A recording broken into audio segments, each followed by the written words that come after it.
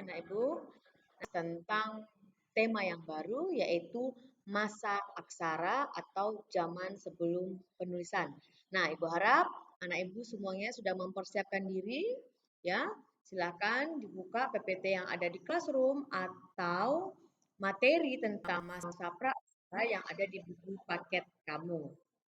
Nah, berbicara tentang masa praaksara, pastinya kamu eh, mengingat bahwa masa aksara ini adalah zaman sebelum mengenal tulisan.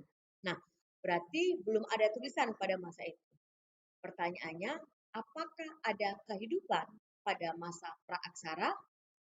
Nah, ada. Kenapa? Karena ada buktinya yaitu ditemukannya fosil dan ditemukannya artefak. Kita akan membahas tentang apa yang dimaksud dengan masa praaksara. Nah, zaman praaksara itu merupakan masa di mana kehidupan manusia belum mengenal tulisan atau disebut juga sebagai zaman praaksara. Nah, praaksara terdiri dari dua kata yaitu pra yang berarti belum dan aksara yang berarti tulisan. Nah, selain kata praaksara dikenal juga dengan istilah nirleka yang terdiri dari dua kata yaitu nir yang artinya tanpa dan tidak dan leka yang berarti tulisan. Nah, apakah sudah ada kehidupan pada zaman praaksara? Jawabannya adalah sudah ada kehidupan dengan ditemukannya artefak dan fosil. Nah, apa itu artefak? Apa itu fosil? Nah, fosil itu adalah sisa-sisa makhluk hidup yang sudah membantu jutaan tahun lamanya. Nah, sedangkan artefak itu adalah sisa-sisa peninggalan yang digunakan oleh manusia praaksara. Contohnya tulang belulang, lalu batu-batuan yang digunakan, sehingga pada zaman praaksara itu kita kenal dengan zaman batu. Nah, ini dia ya. Adakah kehidupan pada zaman praaksara? Ada, yaitu dengan adanya manusia purba.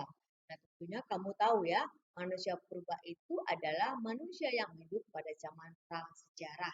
Nah, contohnya di Indonesia itu ada 3 jenis manusia purba. Yang pertama adalah Meganthropus, yang kedua Pithecanthropus, nah yang ketiga adalah jenis Homo sapiens. Nah, itu adalah bukti-bukti yang menyatakan bahwa adanya kehidupan pada zaman praaksara dengan ditemukannya fosil atau sisa makhluk hidup baik berupa binatang, tumbuhan maupun manusia yang telah membantu dan artefak ya, yaitu alat-alat yang dipergunakan manusia purba pada masa itu. Nah, lalu selanjutnya kita akan membahas tentang pembagian masa praaksara berdasarkan geologi. Nah, Ibu ada banyak ya pembagian pada masa praaksara. Kita bisa lihat berdasarkan geologi, berdasarkan kehidupan, berdasarkan jenis manusia purbanya dan lain sebagainya. Tetapi pada hari ini kita akan membahas pembagian masa praaksara atau zaman sebelum ditemukannya tulisan berdasarkan geologi. Nah, apa yang dimaksud dengan geologi? Geologi adalah ilmu bumi, yaitu yang mempelajari bumi secara keseluruhan. Ya, jadi sebelum munculnya kehidupan purba, kita harus berbicara dulu mengenai bagaimana bentuk bumi ini terbentuk.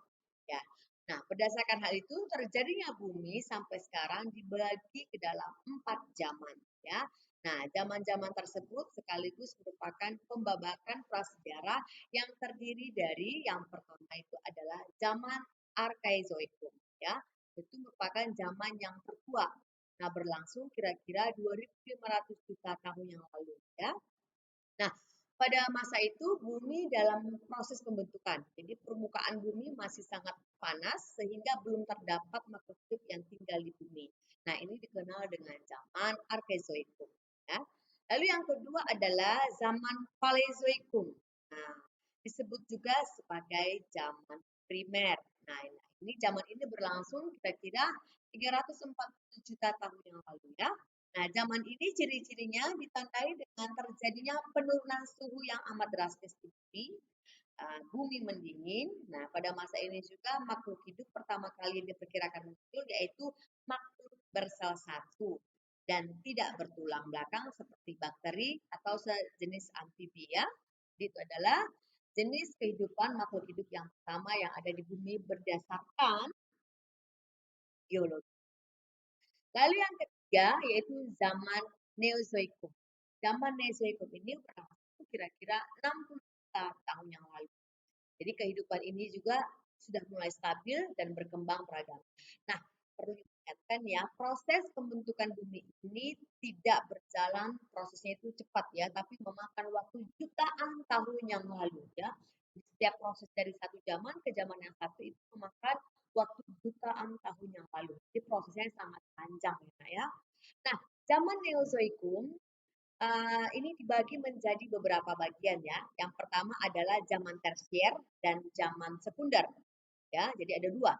Zaman Neozoikum dibagi menjadi zaman tersier dan zaman sekunder. Nah, sedangkan zaman sekunder ini juga nanti dibagi dua ya, yaitu yang pertama zaman Pleistocene dan zaman Holocene. Nah, kita akan membahas satu persatu. Nah, zaman Neozoikum yang pertama yaitu zaman tersier. Nah, zaman tersier ini ditandai dengan mulai berkurangnya hewan-hewan besar telah memiliki berbagai jenis binatang menyusui atau mamalia yang kita kenal dengan kera atau monyet ya. Lalu yang bagian B yaitu zaman sekunder, bagian keduanya yaitu ditandai dengan munculnya tanda-tanda kehidupan manusia purba. Nah, jadi kehidupan manusia purba ini muncul di zaman Neozoikum periode zaman sekunder. Ya, jadi zaman sekunder ini juga dibagi menjadi dua.